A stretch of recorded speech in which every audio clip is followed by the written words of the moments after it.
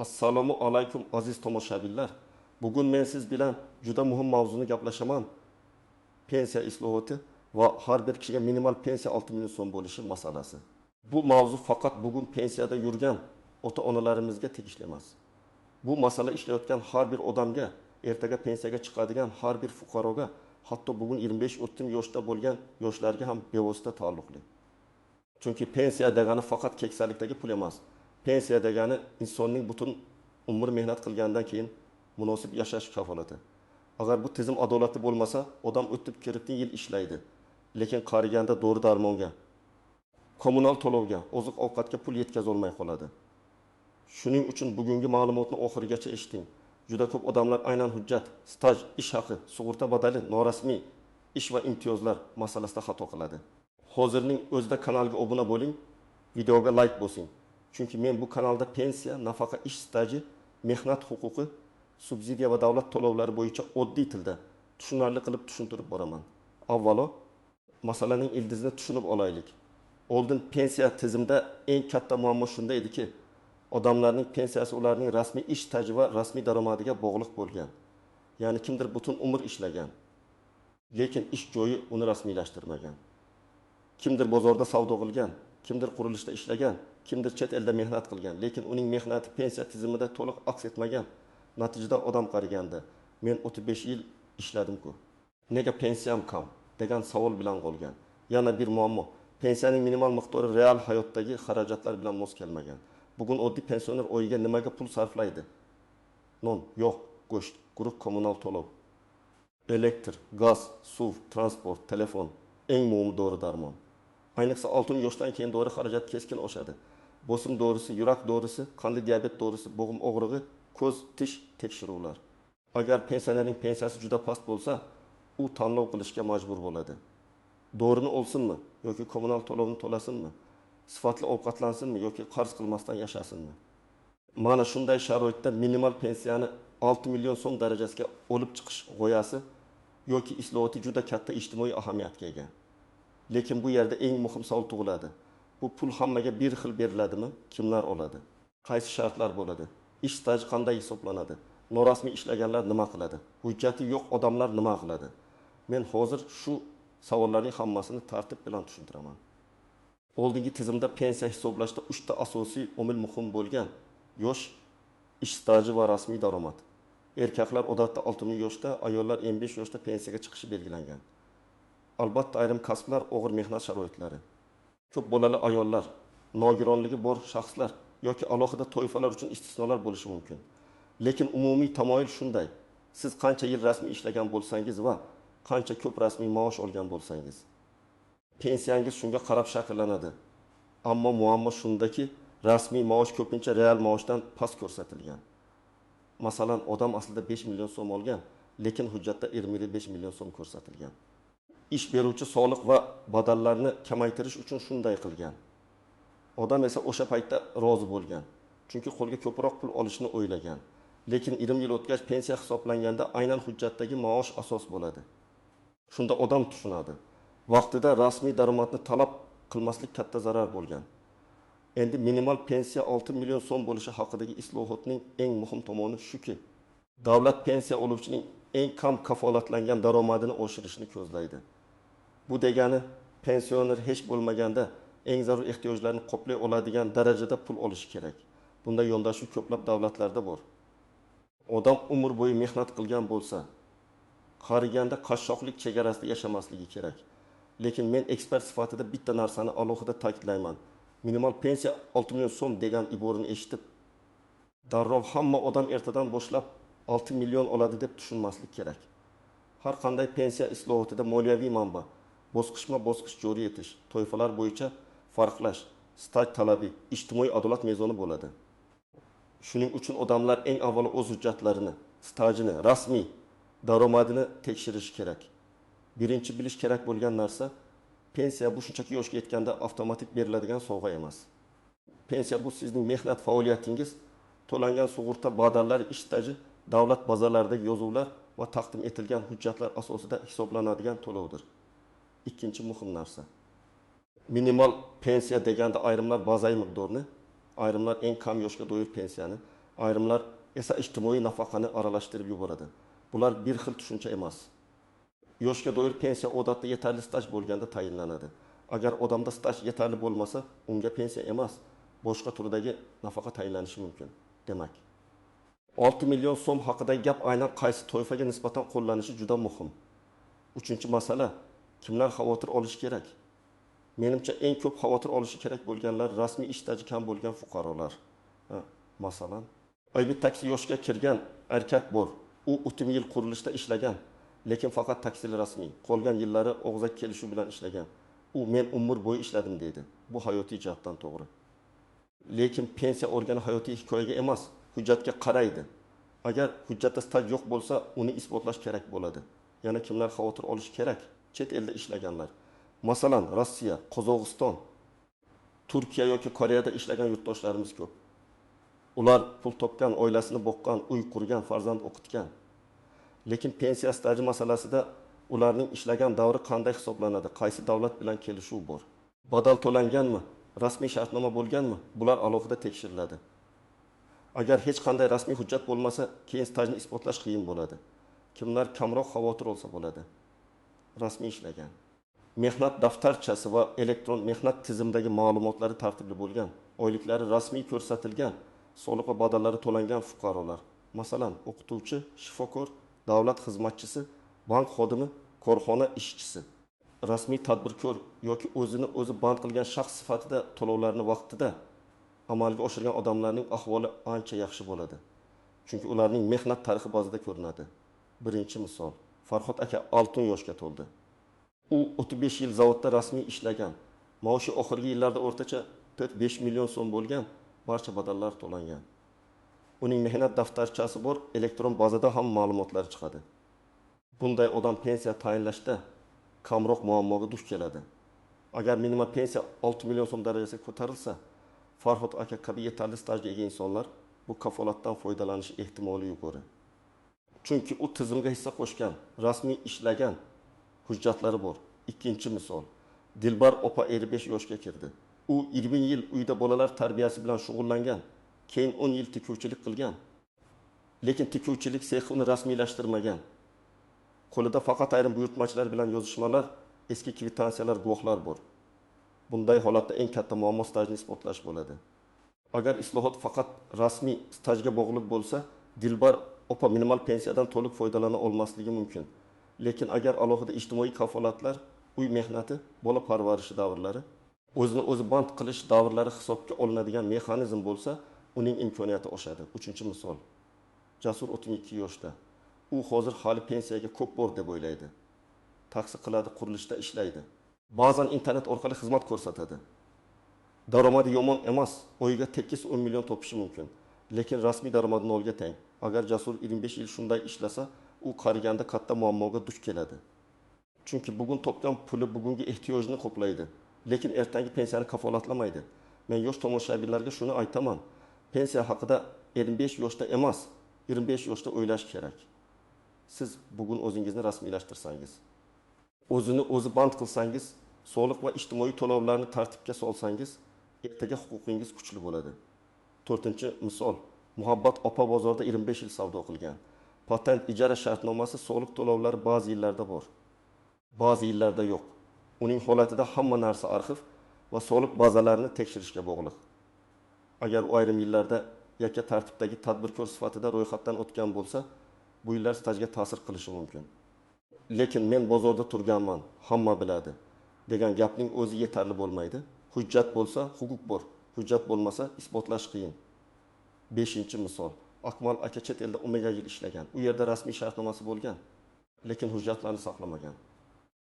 Endi pensiya yoshiga yaqinlashganda o'sha davrlar hisoblanadimi deb so'raydi. Men bunday fuqarolarga doim aytaman. Chet elda ishlaganingizni tasdiqlovchi mehnat shartnomasi, ish haqi varaqalari, soliq to'lovlari, migratsiya hujjatlari, ish beruvchi ma'lumotnomasi, bank orqali oylik tushganini ko'rsatuvchi ma'lumotlar juda muhim. Agar bular bo'lmasa, keyin davlatlararo so'rovlar, arxiv izlash, tarjima va notarial tasdiq kabi jarayonlar uzoq vaqt oladi. Endi ko'pchilik e'tibor bermaydigan nozik joylarni tushuntiraman. Birinchi nozik jihat, minimal pensiya oshsa, bu avtomatik tarzda barcha pensiyalar bir xil bo'ladi degani emas. Agar bir odam bir tam yil yuqori maosh bilan ishlagan bo'lsa, boshqa odam esa minimal staj bilan pensiyaga chiqqan bo'lsa, ularning pensiyasi baribir farq qilishi mumkin. Minimal pensiya pastki chegarani belgilaydi, lekin hamma uchun bir xil yakuniy summa degani emas. Ikkinchi nozik jihat.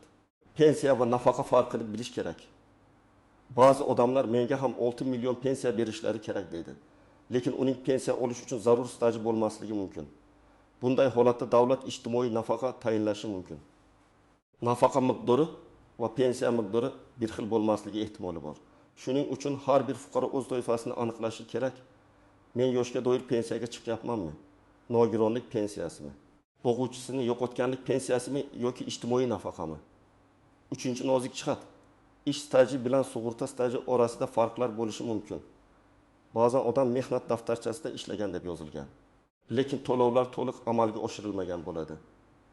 Ba'zan esa odamda elektron bazada ma'lumot bor, lekin eski qog'oz hujjatlarda xato ketgan bo'ladi. Ism, familiya bitta harf bilan noto'g'ri yozilgan bo'lsa ham arxivda muammo chiqishi mumkin. Masalan, Abdullayeva o'rniga Abdullayeva. Tug'ilgan sana bir kun farq qilsa, nikohdan keyingi familiya o'zgarishi hujjatlarda to'liq aks etmasa, pensiya tayinlash cho'ziladi. 4-nozik jihat. Ayollar uchun bola parvarishi davrlari. Ko'p ayollar o'tiko't farzand tarbiyalagan, bir necha yil uyda bo'lgan. Bu davrlarning qaysi qismi stajga qo'shilishi, qanday hujjatlar kerakligi alohida tekshiriladi.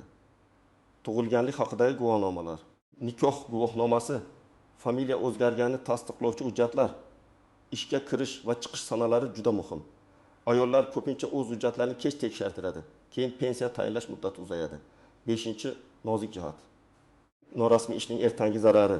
Bugun ish beruvchi sizga rasmiylashtirma ishlayvering, qo'lga ko'proq beraman desa, siz hozir 500 ming yoki 1 million ko'proq olayotgandek bo'lasiz. Lekin ertaga pensiyada har oy millionlab so'mdan yutqazishingiz mumkin. Bundan tashqari kasallik varaqasi, mehnat ta'tili, ishdan bo'shash kompensatsiyasi, ishdagi baxtsiz hodisa bo'yicha himoya ham bo'lmaydi. Demak, rasmiy ish faqat pensiya uchun emas, butun mehnat xavfsizligi uchun kerak. 6-nozik jihat. Pensiya miqdori oshsa, narxlar ham oshib ketmaydimi degan savol. Bu juda tabiiy savol. Agar pensionerlarning daromadi oshsa, bozorda talab ortadi. Lekin davlat bunday islohotni amalga oshirsa, odatda uni budjet, soliq tushumlari, iqtisodiy o'sish, inflyatsiyani jilovlash choralari bilan birga ko'radi. Aks holda pensiya oshgani bilan narxlar tez ko'tarilib, real foyda kamayishi mumkin. Shuning uchun minimal pensiya 6 million bo'lish faqat raqam emas, balki iqtisodiy siyosat, narx barqarorligi va moliyaviy intizom bilan bog'liq. 7-nozik jihat. Ishlab turgan pensionerlar. Ba'zi odamlar pensiyaga chiqqach ham ishlashda davom etadi. Bunday holatda pensiya qayta hisoblanadimi? Qo'shimcha staj inobatga olinadimi? Rasmiy maosh pensiyaga qanday ta'sir qiladi? Buni alohida tekshirtirish kerak. Chunki ko'pchilik pensiyaga chiqib bo'lgandan keyin ham 5-10 yil ishlaydi, lekin qayta hisob-kitob qilish imkoniyatini bilmaydi yoki o'z vaqtida murojaat qilmaydi. Endi eng muhim qismga o'tamiz. Siz hozir nima qilishingiz kerak? Men har bir tomoshabinga aniq qadamlarni aytaman. Birinchi qadam, o'z ish tajribingizni tekshiring. Agar siz pensiyaga yaqin bo'lsangiz, buni bugun boshlang.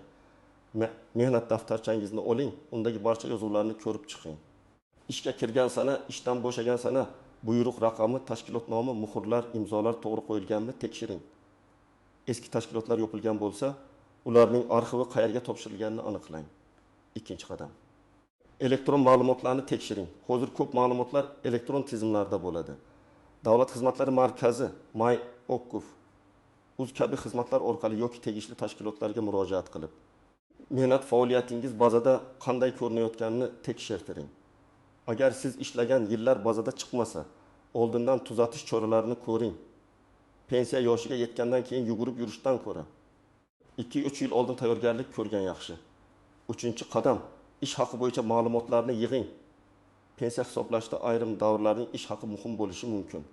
Shuning uchun eski ish joylaridan ma'lumotnoma oling. Agar korxona yopilgan bo'lsa, arxivdan so'rov qiling.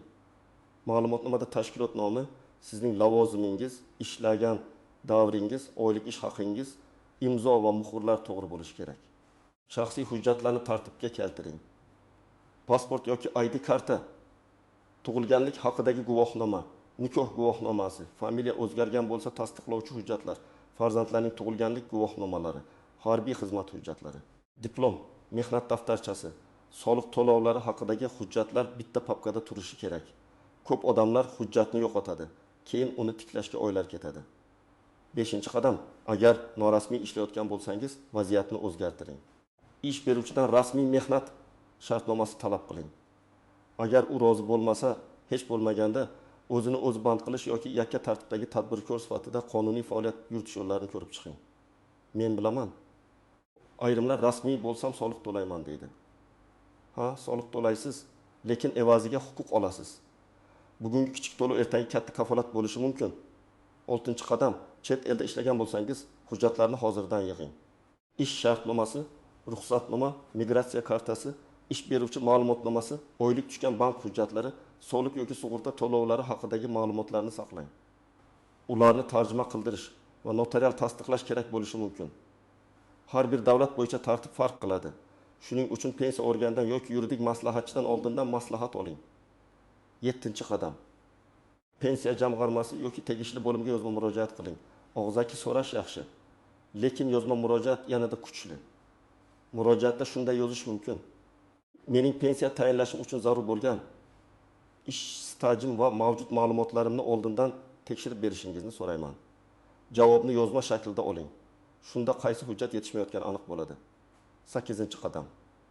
Agar xato aniqlansa, uni darhol tuzating. Masalan, familiyangiz noto'g'ri yozilgan, ish yilingiz tushib qolgan, arxiv ma'lumotida sana farq qilgan bo'lsa, buni pensiya yoshiga yetgandan keyin emas, hozir hal qiling. Ba'zan bunday xatolar sud orqali ham tasdiqlanishi mumkin. Guvohlar, arxiv hujjatlari, buyruq nusxalari, maosh vedomoslari yordam beradi, lekin bu vaqt oladi. 9-qadam. Pensiya tayinlangandan keyin ham tekshirishni to'xtatmang. Sizga pensiya hisoblab berishdi, lekin bu hisob to'g'rimi?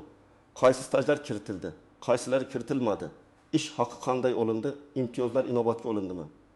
Bularni so'rashga haqqingiz bor. Agar noto'g'ri hisoblangan deb o'ylasangiz, qayta hisoblashni talab qilishingiz mumkin. Har bir fuqaro o'z huquqini bilishi kerak. 10-qadam. Oilangizdagi keksalarning pensiyasini ham ko'rib chiqing. Ko'p ota-onalarimiz davlat idoralariga borishga tortinadi. Savol berishga uyaladi, hujjat yig'ishga qiynaladi. Siz farzand sifatida ularga yordam bering. Onangizning bola parvarishi davrlari hisoblanganmi? Otangizning harbiy xizmat yillari kiritilganmi? Eski ish joylaridan ma'lumotlar to'liq olinganmi? Shularni tekshiring.